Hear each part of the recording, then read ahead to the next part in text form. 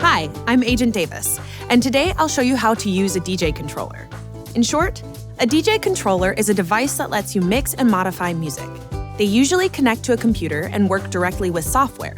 The physical buttons on the controller are mapped to functions in the software so you can make adjustments quickly.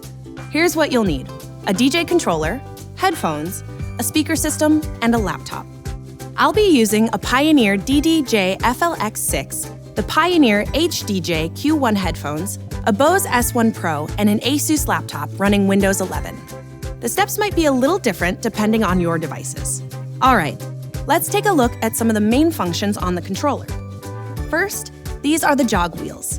They're used for a lot of things, like sifting through a track, adjusting the speed of a song, and scratching.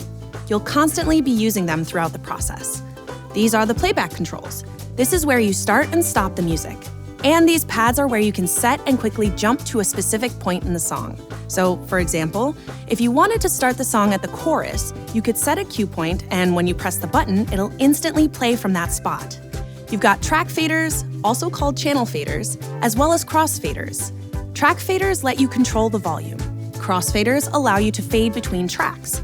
You can make the switch sharp or smooth and gradual using these. The knobs are your master volume, equalizer controls, and gain. You can use these to adjust the sound of each track and even boost different frequencies, like adding more bass.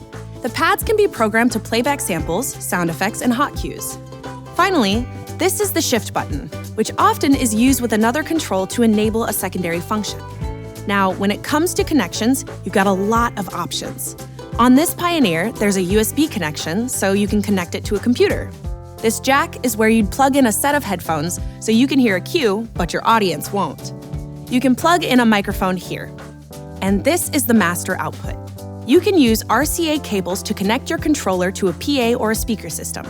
You can even use your favorite DJ software along with your controller.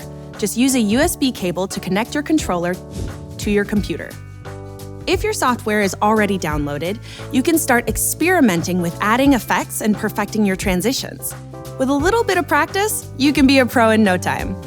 I hope this video was helpful. If it was, give it a like. If you have questions, leave them in the comments below. And don't forget to subscribe to our channel for more tech tips from Best Buy. Thanks for watching.